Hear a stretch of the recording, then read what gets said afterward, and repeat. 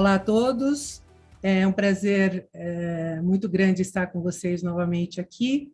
Esse é o nosso terceiro webinar, dessa vez todo em português, e durante o qual nós vamos conversar sobre empresas do Sistema B e Social Impact. Mas antes de falar disso, eu gostaria de falar um pouco do motivo que nos leva a esse webinar. Esse webinar faz parte de uma série de 7 webinars, que são os temas do Latam Edge Award. Latam Edge Award é um prêmio que está na sua 5ª edição e que estimula empresas de inovação latino-americanas a se expandirem para a Europa, tendo como base o UK. A gente, nessa edição, nós fizemos uma mudança muito grande por conta da pandemia, acabaram surgindo novas ideias, e a gente foi para a divisão de 7 áreas do conhecimento, que sejam Agritech, Biotech, Cleantech, Fintech, Healthtech, Smart Cities e Social Impact. Essa área de Social Impact é uma área ainda vamos dizer, nebulosa, tem muitas discussões sobre o tema, ela é extremamente importante, por isso que a gente quis introduzir esse segmento para poder identificar empresas de inovação que tenham DNA nesse sentido. O nosso maior objetivo com o Latam Edge é o de fazer com que as empresas se preparem para uma globalização, ou seja, o prêmio é um prêmio de 40 mil libras, que consiste em um programa de preparação para que essas empresas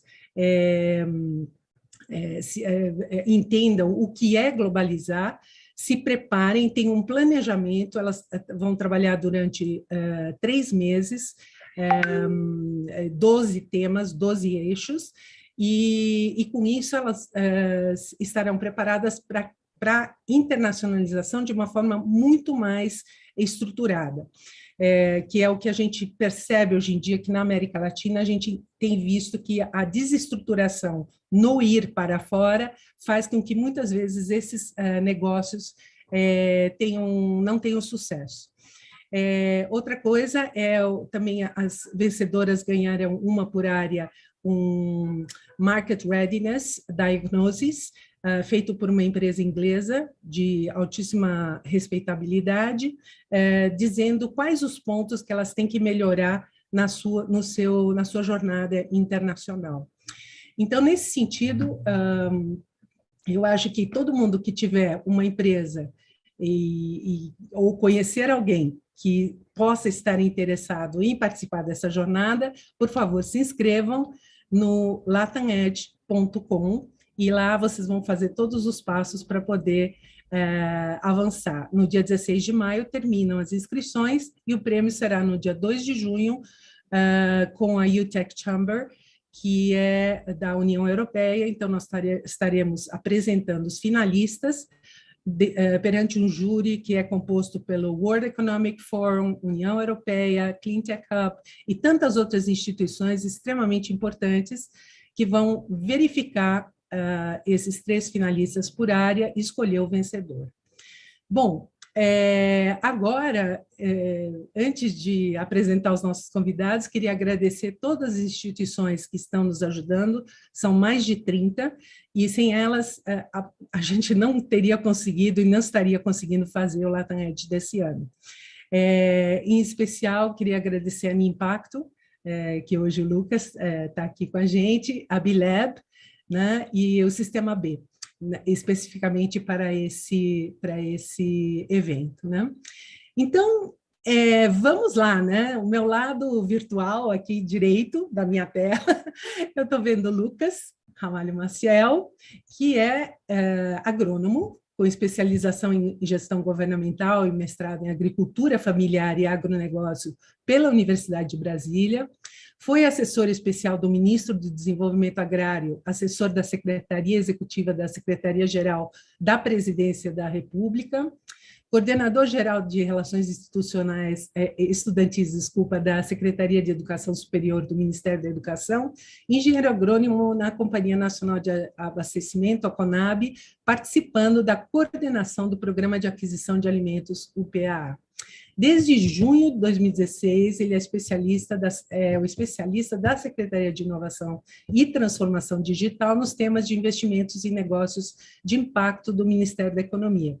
Ele promoveu a criação e é o atual coordenador da Estratégia Nacional de Investimentos e Negócios de Impacto, a Inimpacto, uma articulação de 16 órgãos governamentais e 10 da sociedade civil e da iniciativa privada que promove a implementação de políticas de apoio aos investimentos e negócios de impacto no Brasil. Lucas, a palavra é tua, mas antes só vou falar do Luiz Amado, que está bem ao nosso lado, do meu lado esquerdo, que é químico, agrônomo, responsável pelo movimento B Corp em Portugal e fundador da LDA, Fazer Mais com Menos. Foi o responsável pelo apoio à criação de negócios sociais na Fundação EDP. Mais de 20 anos de experiência de gestão e consultoria em startups nas áreas de ciência da vida, tecnologia, energia e impacto, negócios sociais, incluindo fazer parte da administração da empresa do PSI 20. É apaixonado pela sustentabilidade, tem especial gosto pelo design, pela inovação e pelo impacto, e que muitas vezes é muito maltratado, segundo ele mesmo, né? Então, só de passar a palavra para o Lucas, eu queria dizer que eu queria citar o Sir Ronald Cohen, um egípcio britânico que é considerado o pai do investimento social. Segundo ele, o capitalismo nos serviu por mais de 250 anos, mas se tornou insustentável em sua forma atual. É necessária uma mudança radical.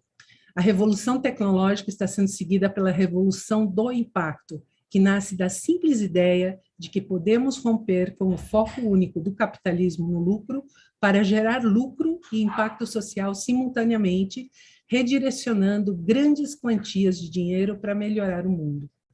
O momento atual exige nada menos que uma revolução, e é preciso colocar o impacto no centro da nossa consciência.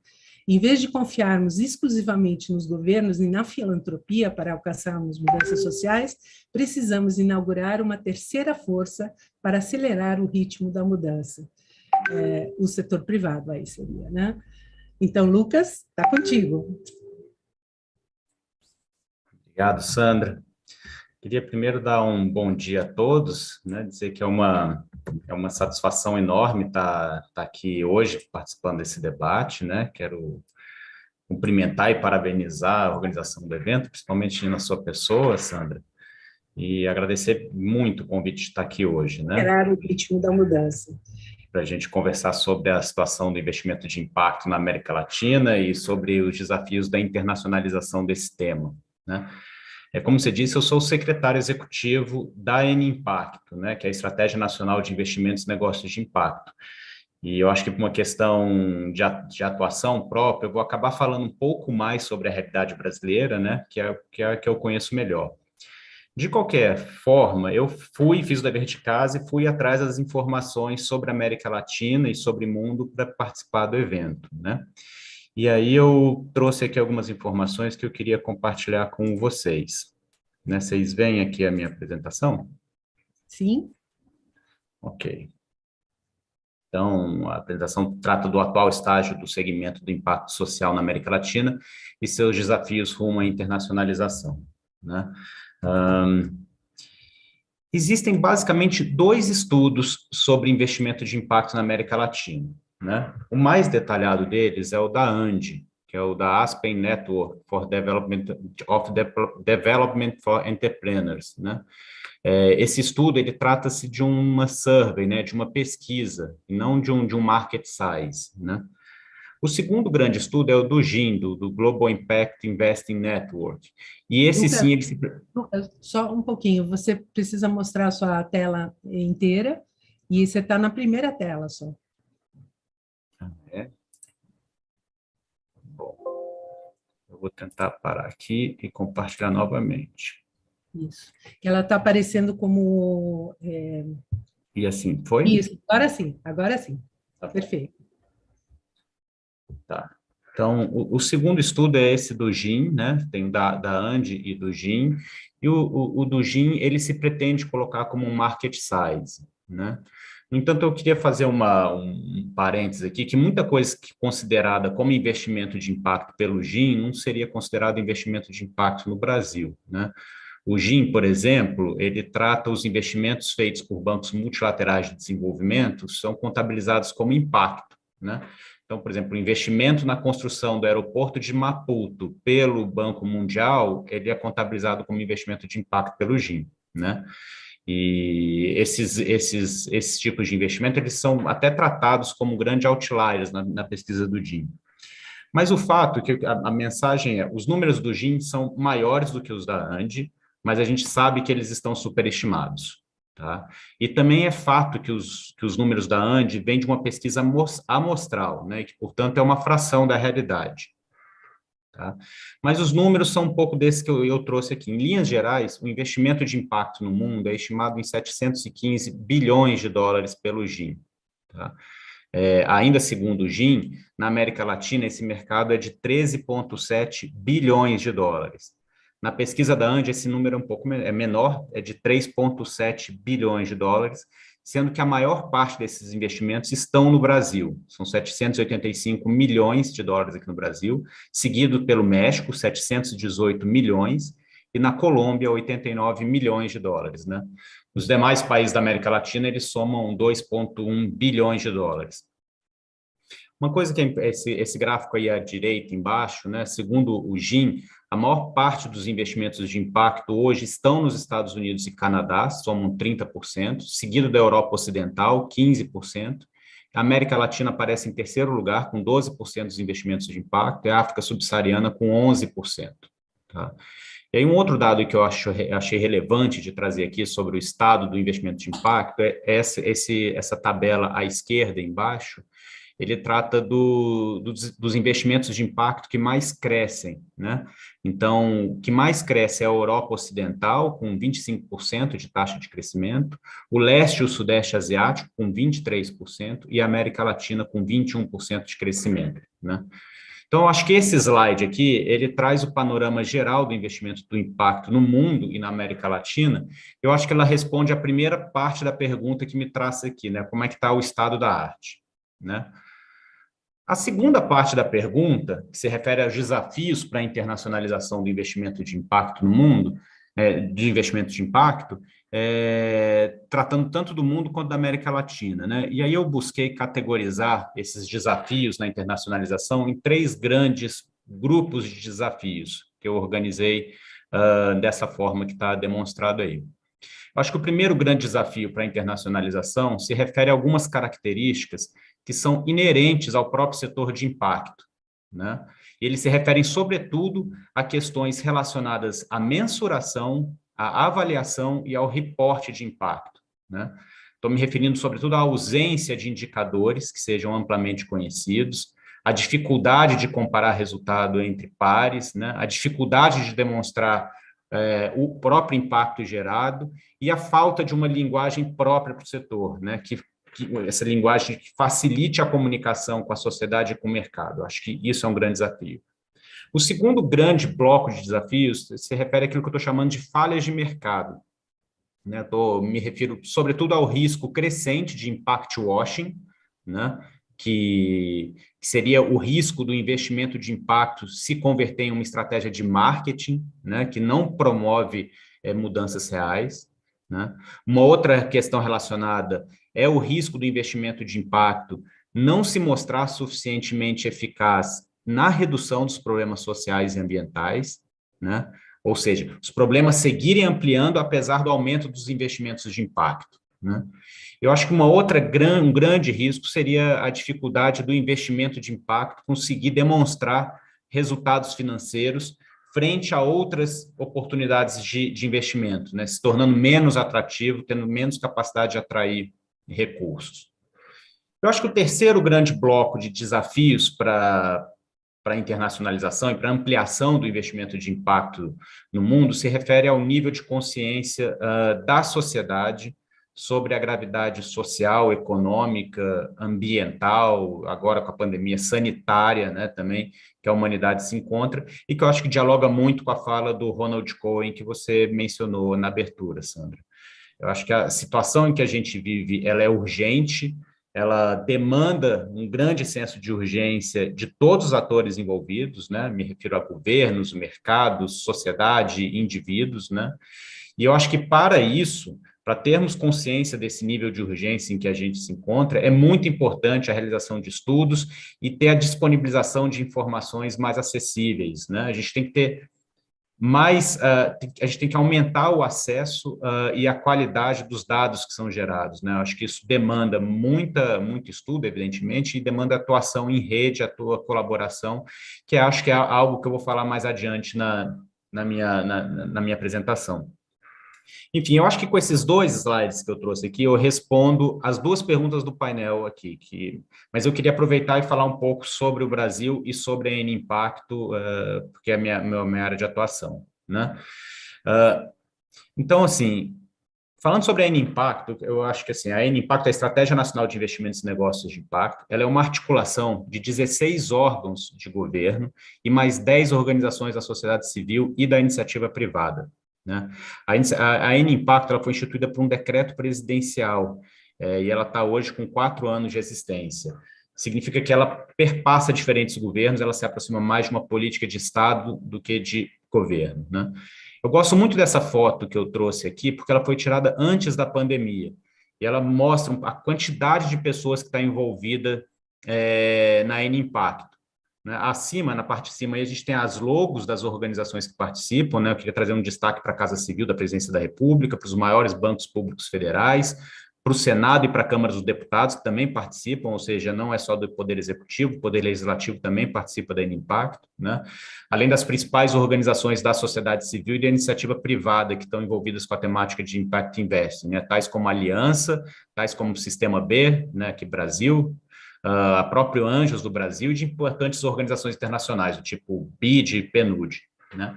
E a N Impacto, ela se pauta por um documento base, que é esse à esquerda, que ele traz o planejamento de todas as ações de curto, médio e longo prazo a serem desenvolvidas, e que esse documento ele foi construído coletivamente por meio de uma consulta pública à sociedade civil, né?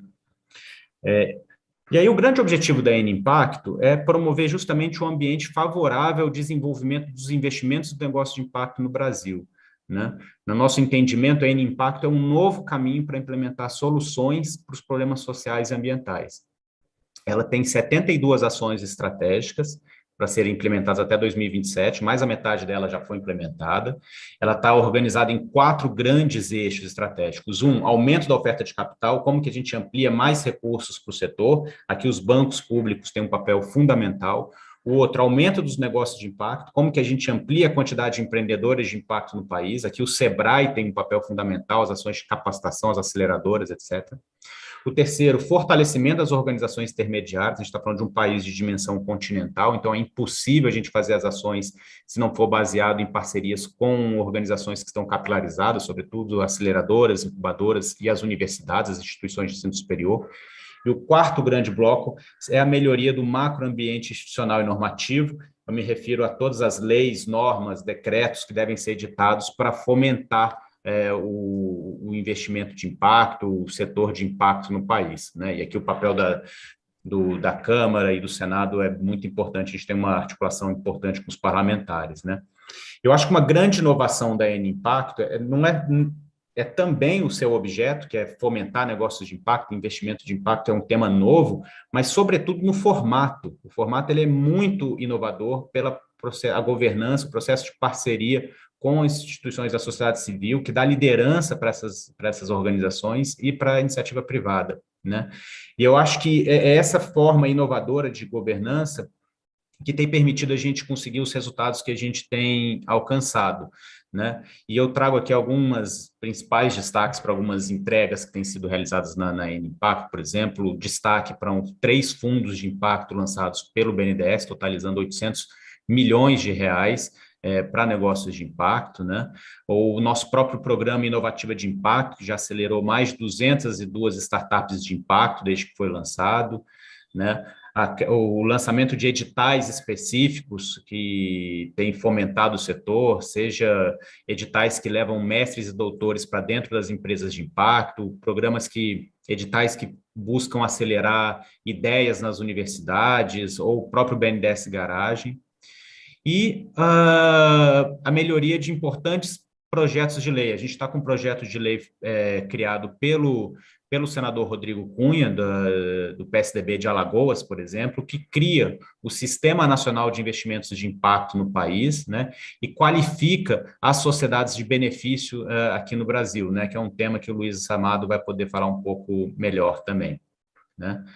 E aí, apesar de todas as limitações de orçamento, a mensagem é que o Brasil ele tem conseguido mobilizar o ecossistema de impacto e envolver o poder público nessa agenda, né? Acho que mostrando que esses arranjos inovadores de governança, eles podem ser decisivos no alcance de políticas públicas, né? Então, desde que a Impacto foi criada, por exemplo, o número de negócios de impacto no Brasil mais do que dobrou, né? E o investimento de impacto aqui mais do que quadriplicou, né?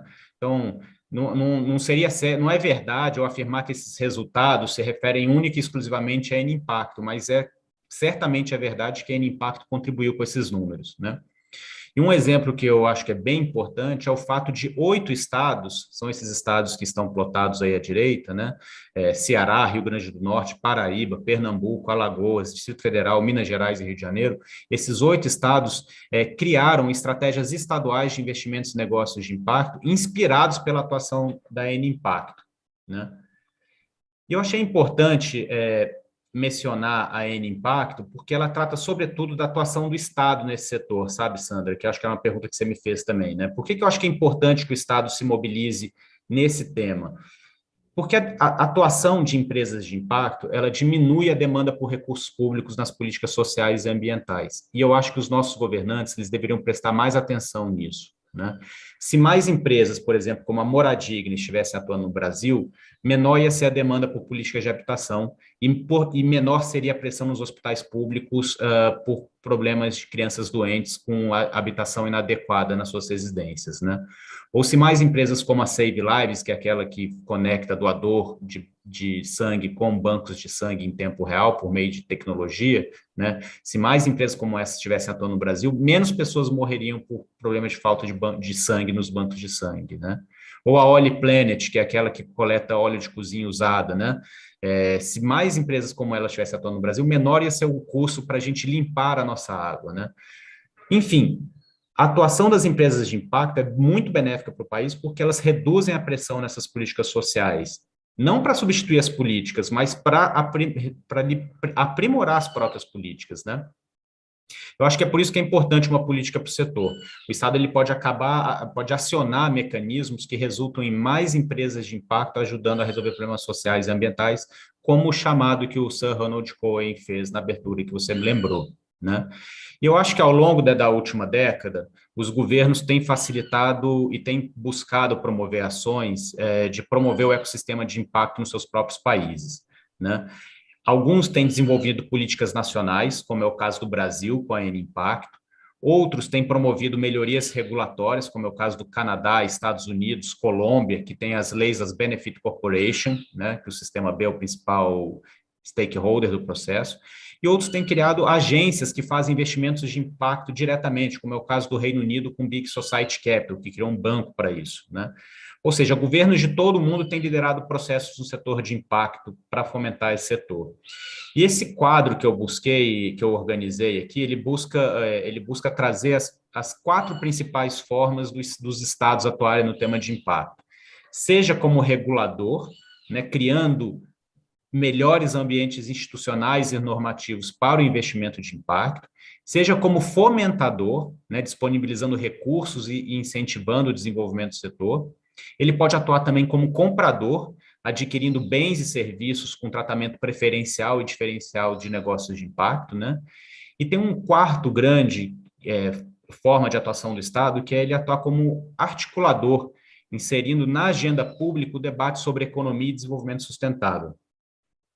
E aí, por fim, para encerrar, eu queria tratar sobre a ideia, uma ação, uma iniciativa que a gente tem promovido na N-Impacto, em articulação com o Eurosocial, que é uma organização da União Europeia que faz parcerias com países da América Latina, né? E a gente tem atuado na formação de uma rede latino-americana de gestores de impacto, né? A gente tem tentado fazer isso, né?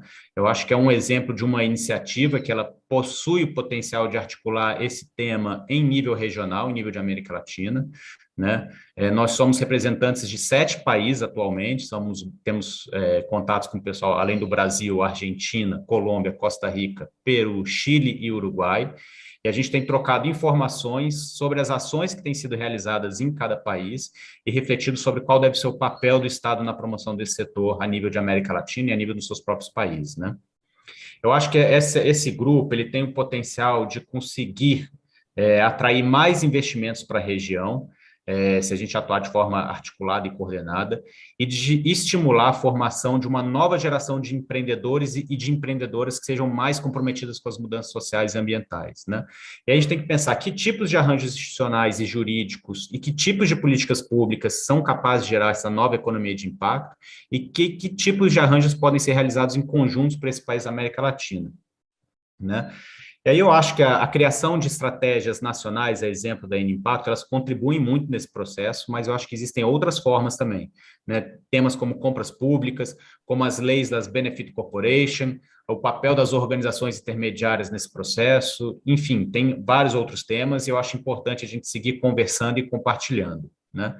E eu acho que a formação de um grande bloco com informações sobre as empresas de impacto na América Latina é um passo importante na atração de investimentos para o setor, né, e para o desenvolvimento de mais medidas aqui na América Latina, né? E aí eu acho que a possibilidade de a gente trocar informações e atuar de forma regional dessas, né, e promover a atuação regional dessas empresas, já que a gente está falando de internacionalização de negócios de impacto, também me parece uma medida bastante promissora aqui na região. E a nossa intenção é que, ao final desse nosso ciclo de debates e conversas que a gente tem feito com esses representantes dos países, é a gente levar os nossos achados ao conjunto de ministros responsáveis por cada uma das pastas envolvidas em cada um dos países. Eu acredito que, se a gente for bem sucedido nessa tarefa, a gente pode acabar tendo, ao final do processo, uma rede latino-americana de gestores públicos de impacto, né, ampliando a nossa influência na região. Enfim, eu acho que era isso que eu queria falar. Eu acho que, para a gente, da Estratégia Nacional de Investimentos e Negócios de Impacto, a gente está convicto que um novo modelo de desenvolvimento deve ser criado para o Brasil, mas não só para o Brasil, para a América Latina e para o mundo, né? Eu acho que nesse modelo de desenvolvimento ele não deve se pautar apenas pelo lucro, mas ele deve ser capaz de promover inclusão, justiça social e respeito ao meio ambiente, ao mesmo tempo que gera riquezas e empregos, a exemplo do que o Ronald Cohen falou, né? Eu acho que esse novo modelo ainda está em gestação e nele tem muito espaço para empreendedores que desejam empreender com propósito social, né? E aí eu acho que as empresas de impacto devem ser estimuladas e são muito bem-vindas nesse processo. Eu acho que é com essa intencionalidade que a gente pretende, na N-Impacto, por meio das nossas ações, aprofundar o conhecimento e a nossa visão de futuro. Mas acho que era isso. Obrigado, Sandra. Lucas, o Latam Edge, ele é uma ação pequenininha, né? Mas que visa estimular exatamente empresas de impacto social a escalarem, né? E depois nós vamos falar disso, se isso é possível ou não. Eu queria passar agora a palavra ao Luiz Amado, para que ele nos conte sobre o B-Lab e os desafios atuais das empresas do Sistema B na Europa e como o Sistema B se conecta com os investimentos de impacto, né? Eu estava olhando o site da B-Lab e, segundo vocês, há 4.900 empresas do Sistema B no mundo, das quais 830 estão na Europa e em 153 tipos diferentes de indústrias, né? Quais os desafios que vocês estão enfrentando hoje na Europa para expandir essas empresas B e como você enxerga a América Latina nesse processo de expansão? Ou seja, como é que a gente abre conexões e pontes entre nossos continentes? Muito obrigada por estar aqui, Luiz. Olá, boa tarde, muito gosto. Boa tarde para mim, não sei se calhar aí não é boa tarde. Muito obrigado pelo convite, é muito bom estar aqui e poder partilhar sobre estes assuntos que eu acho que são tão relevantes e volto também à situação inicial e a esse desafio de que se é um sistema que não funciona ou se tem que ser um sistema diferente ou como é que vamos dar a volta e se calhar se o Lucas vinha mais da parte do governo, eu vou ser mais da parte do não governo e da sociedade fora do governo, não é? Porque o movimento das Bicorps é um movimento independente, é uma ONG que não tem dependência governamental, embora se relacione com os governos e procure também, como o Lucas dizia aí muito bem, criar o ambiente favorável ao desenvolvimento deste tipo de negócios. E eu queria só começar por dizer uma coisa que se calhar pode ser estranha, mas em que eu acredito claramente e que me faz algum sentido até alinhado com aquela citação inicial, que é nós esquecemos um bocado que as empresas são criadas pela sociedade e portanto devem criar valor para a sociedade como um todo e não só para alguns. Eu não sei, eu consigo partilhar o meu ecrã ou não? Sim, pode partilhar. Então, É só clicar na flechinha verde embaixo. Sim, então vou mostrar aqui uma coisa que é para não ser eu a dizer. Estão a ver isto que está aqui, não é? Quer dizer, o Henry Ford já andava cá há uns anos e não era propriamente uma pessoa que estivesse muito preocupada, se calhar com a maneira como nós estamos aqui a falar de negócios de impacto, mas já tinha a noção que as empresas tinham que fazer mais qualquer coisa do que criar dinheiro. E se nós, como sociedade, continuamos a achar que pode haver empresas que não criam impacto para a sociedade positivo, então vamos dar cabo da nossa sociedade, é uma sociedade suicida. Porque se há uns que ficam com uma grande parte, e esses ficam melhor, mas como um todo ficamos pior, daqui a uns tempos não existimos. E portanto, isto que estávamos a falar até agora, que o Lucas foi falar, do negócio de impacto, para mim, deveria ser verdade para todos. O impacto social tem que existir para todas as empresas. Nós, como sociedade, deveríamos ser capazes de matar todas aquelas que não tivessem impacto social positivo, porque senão vamos morrer como sociedade.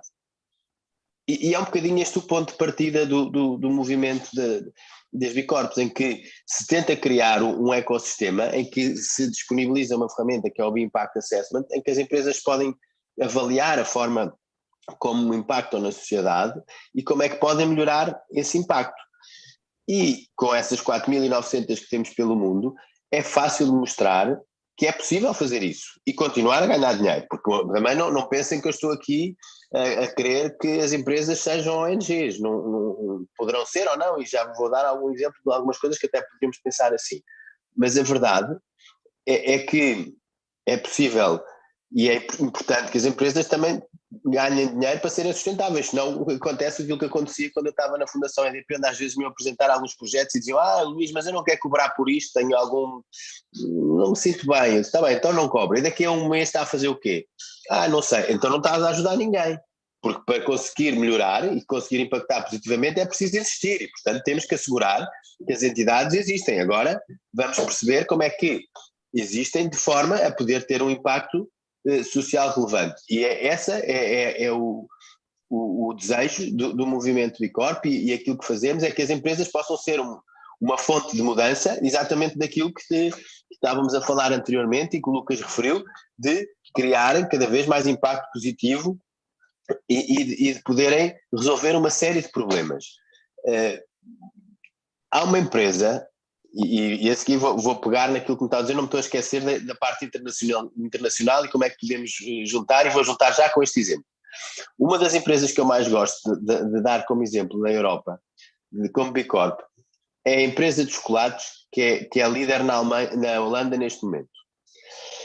E que nasceu, desde o princípio, com um propósito que é acabar com a escravatura nas plantações de cacau. E a história é muito engraçada, porque há um repórter que faz uma reportagem sobre as plantações de cacau e descobre que há escravatura, nomeadamente crianças, nas plantações de cacau. E acha impensável e começa a querer fazer algum barulho sobre isso. E e começa a tentar ligar para as Nestlé, para a Cadbury, e os telefones começam-se a desligar. E ele começa a ficar indignado com isso. E fala com um amigo advogado e diz: eu quero fazer qualquer coisa, eu quero fazer barulho sobre isto, o que é que achas se eu comer muito chocolate e me for entregar a dizer que abusei de trabalho escravo? E na realidade faz isso.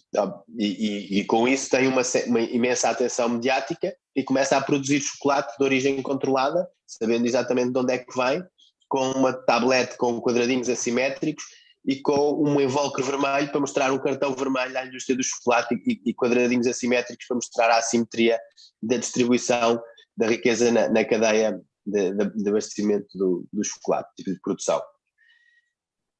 E a verdade é que começa a ter sucesso e nasce daí a empresa, que neste momento está em 7 ou 8 países e é líder de mercado na Holanda, e continuamos a ir visitar, eu já os fui visitar e dão-nos uma tablete e perguntam o que é isto, e nós dizemos uma tablete de chocolate. Não, é uma ferramenta para acabar com a escravatura nas plantações de cacau, porque todo o modelo de negócio está montado assim, está montado em que eu chego ao sítio, eles chegam ao sítio e percebem quanto é que uma família precisa de ganhar para viver em condições decentes, quanto é que têm que produzir de cacau para isso, não é estarem encostados e receberem sem trabalhar, não, trabalhando como deve ser, quanto é que recebem e pagam esse valor. Qual é que é a partilha que eles fazem? Antes pagávamos 10 cêntimos por tablete, agora pagamos 20, duplicamos sim, mas o valor da tablete são 3 euros. Portanto, isso não muda nada em termos do nosso económico de negócio. Muda tudo em termos da maneira como nós nos comunicamos, como montamos o nosso negócio, como nos damos a conhecer porque é que eles fazem para que é que eles produzem o cacau, porque nem sequer sabiam o que era uma tablete de chocolate, para os trazer às feiras de chocolate à Europa, onde nunca tinham vindo, para criar cooperativas de agricultores em que a produção começa a ser cada vez melhor e que todos ganham com isso, e para fazerem toda a comunicação que fazem e com isso ter o sucesso que têm na Europa. Isto para chegarmos àquilo que estávamos a falar de internacionalização. Eu não sei se é por viver num país pequeno, mas acho que hoje em dia é muito difícil pensarmos sem sairmos além fronteiras. E até eu estava a ver aqueles dados que o Lucas estava a mostrar e acho que é bom pensarmos, penso que aquilo que o Lucas mostrou é o investimento, ou seja, onde estão os fundos que fazem aquele investimento de impacto, mas na verdade os projetos que são investidos vão estar muitas vezes noutras geografias. Como é este caso, não é, que vos estou a dar este exemplo, a empresa está na Europa, mas o impacto que causa vai ser em África. E temos muitos casos assim, nomeadamente na Europa, onde felizmente já não há tanto estas situações tão gritantes em que se pode impactar fortemente, embora ainda tenhamos coisas que precisamos fazer e há muita coisa ainda a fazer, e portanto acaba por acontecer esta transversalidade geográfica de que eu estou a investir no sítio, ou o dinheiro está num sítio, mas o impacto está a ser causado noutros, não é? E nesse sentido nós vemos a comunidade como um todo, e eu tenho excelentes exemplos de empresas sul-americanas a dar cartas pelo mundo fora. O primeiro unicórnio, que agora está na moda chamar unicórnio às empresas de sucesso muito rápido, que têm avaliações muito grandes, do sistema B, é uma empresa sul-americana. Sim. Chilena, Chile, né? Não é? Chilena, não é? Betterfly. Que tem um modelo de negócio brilhante e que vai impactar em todo o mundo. Não é? Agora, uma pergunta, Luiz. Na questão de retrofitar ou refazer as empresas atuais para que elas se transformem em empresas realmente compromissadas com determinados valores, qual que é o investimento disso? Qual que é o esforço disso? Como é que o Bilab ajuda? Porque uma coisa é nascer desse jeito, outra coisa é Exato. mudar. Eu dei exatamente este exemplo também para poder proporcionar este continuar da conversa. Porque o que é que me acontece da minha experiência? Começa-se a falar muito disto, não é? Da sustentabilidade, que eu tento não falar porque nunca sei muito bem o que é, e prefiro sempre ir para o impacto que podemos medir, e as empresas acham que já fazem muita coisa e que já são muito boazinhas porque fazem assim umas coisas, mas quando depois são comparadas com estas, que desde o princípio têm este objetivo, não é? Ficam um bocadinho longe. E é isso que o Impact Assessment e as ferramentas acabam por permitir, como tem este benchmarking internacional e de alguma forma exigente, vai fazer com que as empresas percebam onde é que estão e para onde é que podem ir, até porque as perguntas são normalmente de escolha múltipla e permitem perceber onde é que se está, mas também qual é a outra escolha que eu posso fazer a seguir, o que é que posso implementar para me tornar com mais impacto positivo. E é esse trabalho que as empresas vão tendo que fazer. O que eu às vezes me pergunto, eu posso ser B Corp? Eu disse, todas podem ser B Corp, há umas áreas que nós não conseguimos imaginar impacto positivo. Se trabalhar com armas, com drogas, etc., aí a gente não consegue. Mas, no geral, todas podem, desde que tenham vontade de mudar e de encontrar esta forma de estar de forma positiva, seja na maneira como trato os colaboradores, na maneira como interajo com o ambiente, na maneira como me relaciono com as comunidades onde estou inserido, na maneira como faço a governance interna para todos os stakeholders poderem estar envolvidos. Todas estas são áreas em que, se houver alguma melhoria, o impacto vai ser aumentado, quer pela criação de postos de trabalho em condições em que as pessoas recebem e têm consequências positivas na sua família, e isso é incentivado e são feitas perguntas nesse sentido, quer no sentido de começar a medir as emissões que têm ou não têm para depois poder marcar metas, quer os consumos de energia, quer os consumos de água, se eu trato bem os meus clientes ou não, se me preocupo em ouvi-los, se lhes dou garantias, se não dou, ou se fico com o dinheiro deles e acabou a partir daí não tenho mais nada a ver com eles. Tudo isso são assuntos que são abordados no Impact Assessment e que obrigam as empresas a fazer esse caminho que estávamos a falar. O que é que temos assistido? Nós criámos, na versão mais recente do Impact Assessment, o que nós chamamos os Impact Business Models, que é em cada uma destas áreas as empresas tentarem identificar em que é que contribuem de uma forma mais significativa, porque o que estamos a falar aqui, estes exemplos que eu estava a dar, podem ser comuns a todo o tipo de empresas, não é? Agora, se pensarmos numa empresa, por exemplo, que venda painéis solares, cada vez que ela vai vender um painel solar, vai ter um impacto significativo no ambiente, e nós queremos também contabilizar isso como impacto positivo. O que acontece é que muitas das empresas ainda não pensaram qual é que é o seu impact business model, qual é que é o seu modelo de negócio de impacto. E ao ser confrontadas com essa ferramenta e com essa pergunta, começam a tentar perceber como é que eu posso chegar lá e como é que eu posso, na verdade, criar impacto positivo para a sociedade, para além daquele que já criou por ser empresa, por estar como deve ser, por contribuir para o Estado, por criar empregos, por tudo isso que também é valorizado. Mas quanto mais eu vender, porque é que eu vou ser melhor? E tem sido muito engraçado ver as empresas perceberem, mas isto que eu faço, então se eu começar a desenhar isto de outra forma, eu vou conseguir cada vez mais criar um impacto positivo. Nomeadamente, empresas de investimento, empresas de advogados, empresas de serviços que começam a reformatar a maneira como oferecem os serviços, ou até de produtos que começam a criar embalagens porque percebem que aquelas embalagens não vão funcionar e que os clientes vão exigir coisas diferentes e que estão a impactar de uma maneira positiva, mas por um lado, mas de uma forma negativa por outro, e querem reduzir esse formato negativo do impacto que têm. Portanto, há o movimento tem criado esta ferramenta, e à volta da ferramenta um ecossistema em que as boas práticas são partilhadas para que as empresas possam ir inspirando com as outras do que é que podem fazer de melhor e quais são os modelos ou quais são até as coisas que os outros já fazem em determinadas áreas, seja na diversidade, seja numa série de áreas que lhes podem ser interessantes, e aplicar também nessas áreas. Portanto, temos também esta preocupação de divulgar boas práticas e de ir cruzando a informação para que as empresas possam ir caminhando cada vez mais, e sentimos que não termina com a certificação de longe. A certificação é um passo do caminho. Depois de certificar, as empresas continuam a querer melhorar a sua capacidade de gerar impacto. E devo dizer que a minha experiência em termos da América do Sul é que há muitas empresas já muito à frente. Temos neste momento uma das nós chamamos de coalitions, portanto uma das áreas em que as empresas se organizaram para perceber como é que podem trabalhar juntos e fazer melhor dos produtos de beleza, onde a Natura obviamente aparece como um papel muito relevante, a puxar esta vontade de cada vez fazer testes que sejam menos complicados em termos de animais, etc., de ambiente, de como é que vamos criar embalagens que sejam amigas do ambiente, como é que nos vamos comunicar de uma forma transparente e não haver aqui, porque essa era outra das coisas que o Lucas estava a falar e que eu acho que é um grande desafio hoje vivemos, é a comunicação, não é? Como é que se comunica isto tudo? O que é impacto? O que é que não é impacto? Aquela classificação ao princípio aparecia que uns classificam umas coisas como impacto, outros com outra. A vantagem aqui do Impact Assessment é que nós sabemos que neste universo já são de quase 5.000 empresas, 4.900, que conseguimos comparar umas com as outras em termos relativos, sabendo que cada uma tem as suas características, não é? Eu queria, tem algumas perguntas dos ouvintes, né? Um deles, acho que é mais para o Lucas. Na Colômbia, o acesso a capital de inovação é muito limitado e os atuais fundos de inversão, tanto nacional como privado, só se enfocam em companhias com tração. Em outros países, como nos Estados Unidos, é possível aceder a capital de impacto e inovação sem ter tração de vendas. Minha pergunta é, isso é possível no Brasil e como uma companhia colombiana poderia aceder a capital de impacto e inovação? Tá. Bom, eu acho que isso não é uma realidade só da Colômbia, é uma realidade dos países da América Latina como um todo, que, em linhas gerais, investem muito pouco em inovação nos seus países, quando comparado em países desenvolvidos, né? A gente dedica uma parte pequena do nosso PIB em processos de inovação.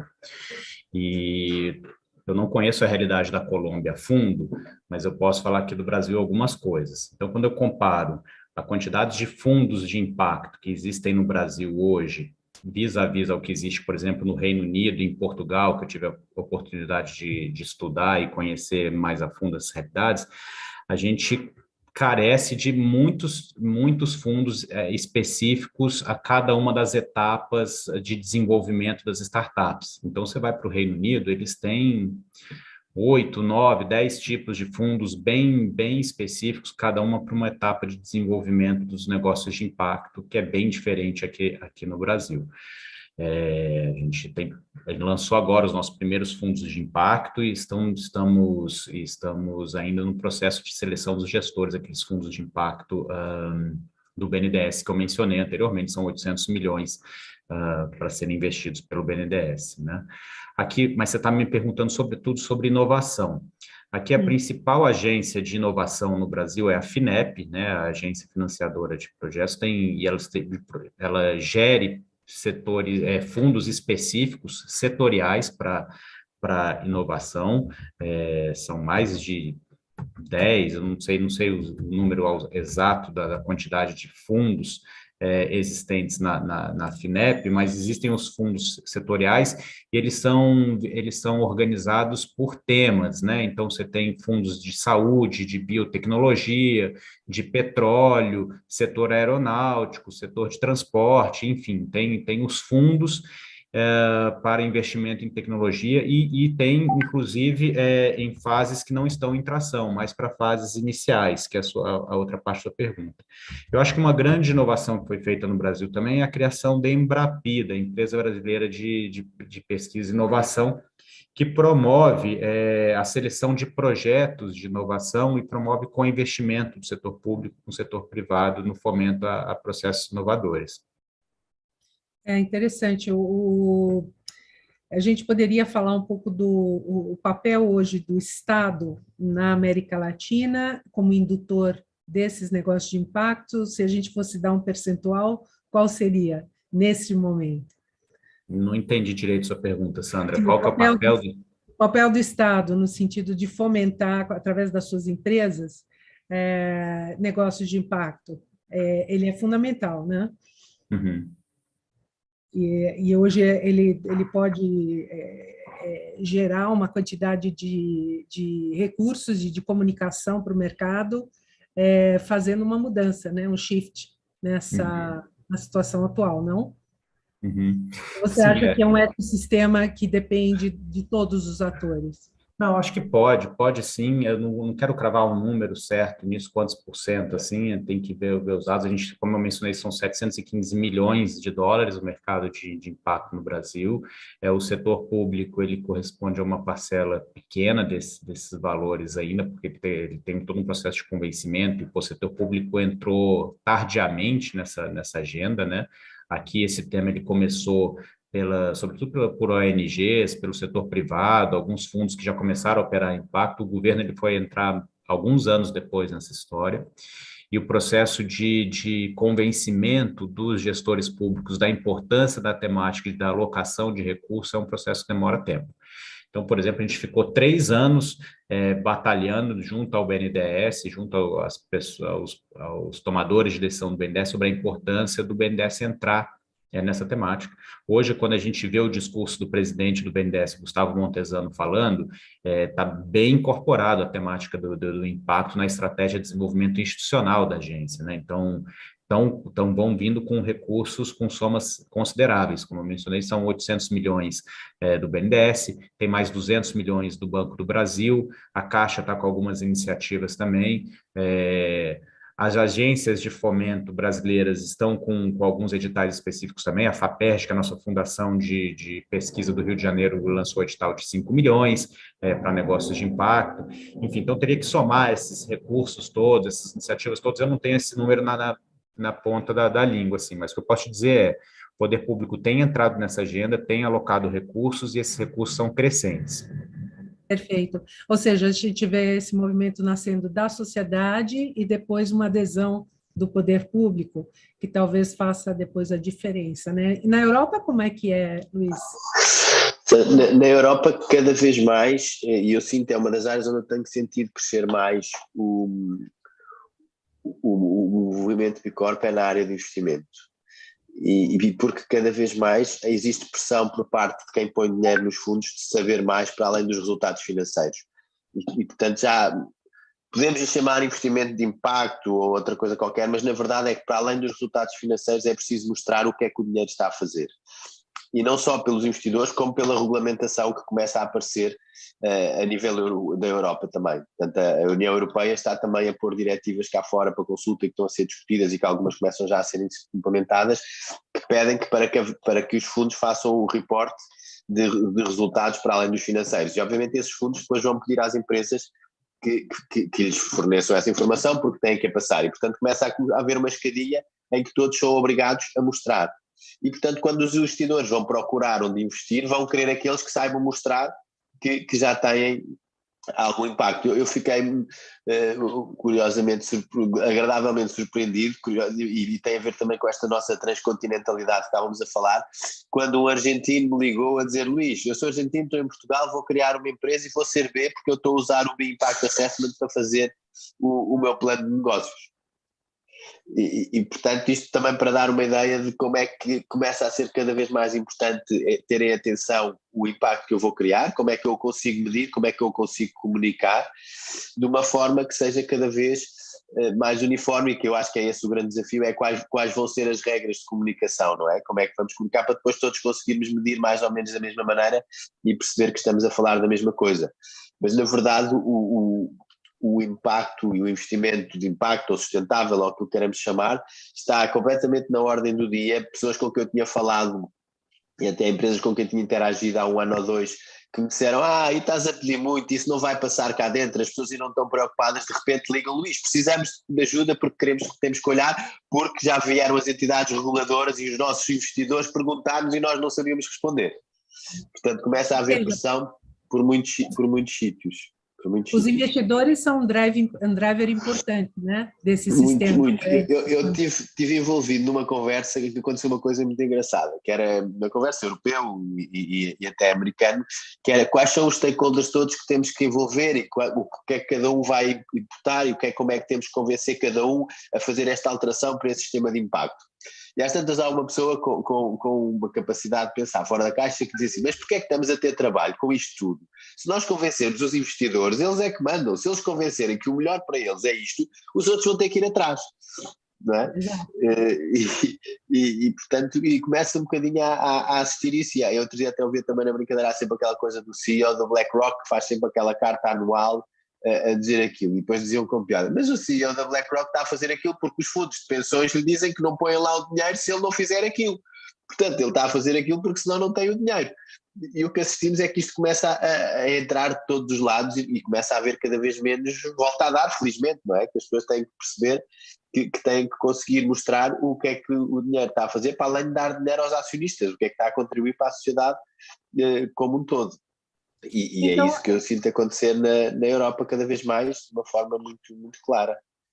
Uma pergunta que surge sempre aqui, quando a gente fala com startups e empresas que estão interessadas em expandir para o exterior, que a dúvida delas é se esses negócios de impacto podem ser transnacionais, ou seja, se eles têm, ou se eles precisam ser locais somente, eles são locais normalmente.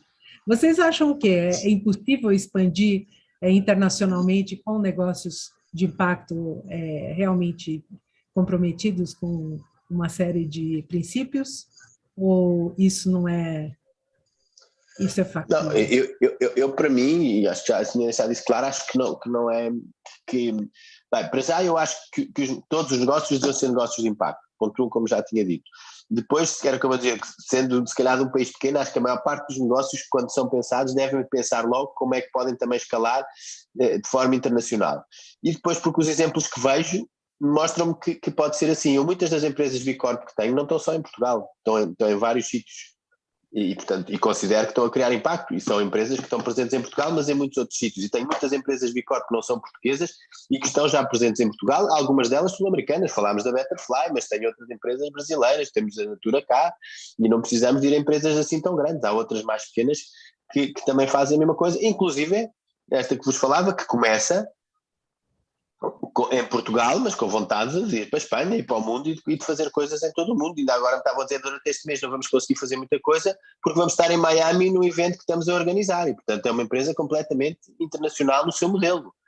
E as empresas B Corp nesse aspecto depois também têm esta facilidade de usando a rede B Corp conseguir ainda entrar mais facilmente noutros mercados, não é? Eu tenho há muita gente que quando vem para Portugal me diz, Luís, estou a chegar a Portugal, como é que é? Então vem-te apresentar à comunidade de Corp, vem perceber quem são os parceiros que tens cá, porque eu acho que tens muita gente com quem vais poder trabalhar bem, porque naturalmente existe esta afinidade. Portanto, para mim, claramente, que os negócios de impacto podem e acho que até têm mais valias e aparecem novas oportunidades se forem transnacionais, porque muitas vezes aquilo que nós temos facilidade em fazer no nosso local e que já é muito comum, é muito menos comum noutro local e nesse outro local tem mais impacto ainda.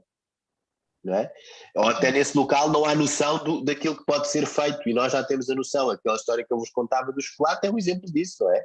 Coitados dos que estavam lá na plantação de cacau não tinham ideia que podiam ganhar 20 cêntimos em vez de 10, era aquilo que pagassem.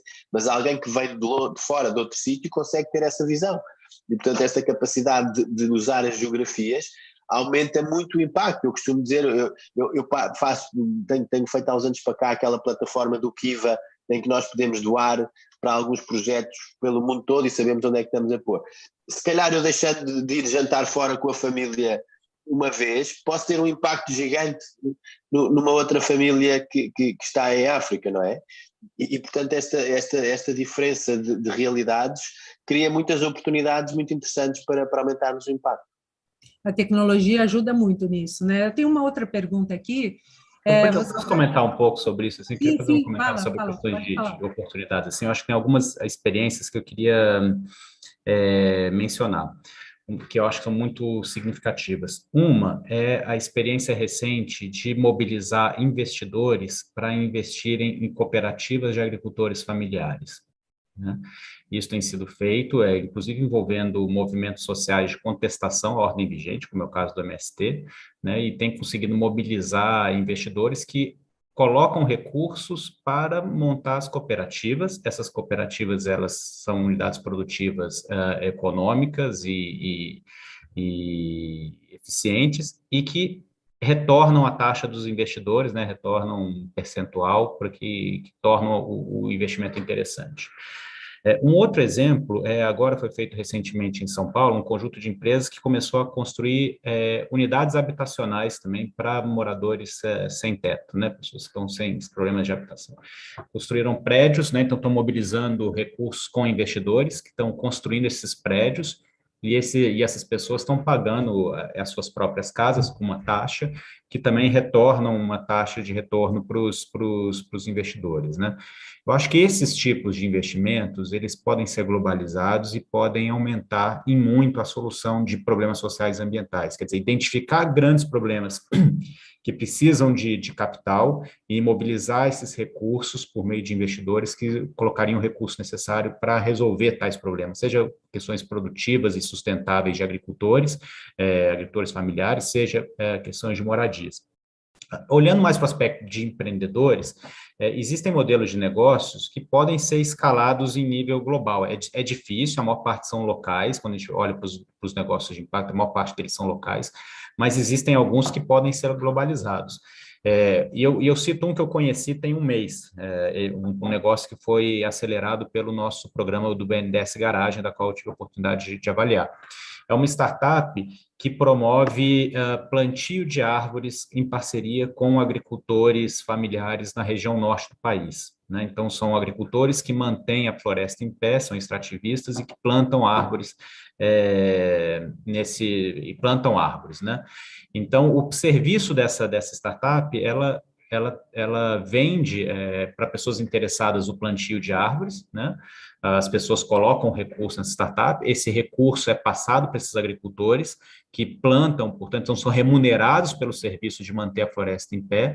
Esses serviços de floresta em pé são comercializados no mercado de carbono e esses títulos, esse crédito no mercado de carbono é então devolvido para os investidores que aportaram na startup.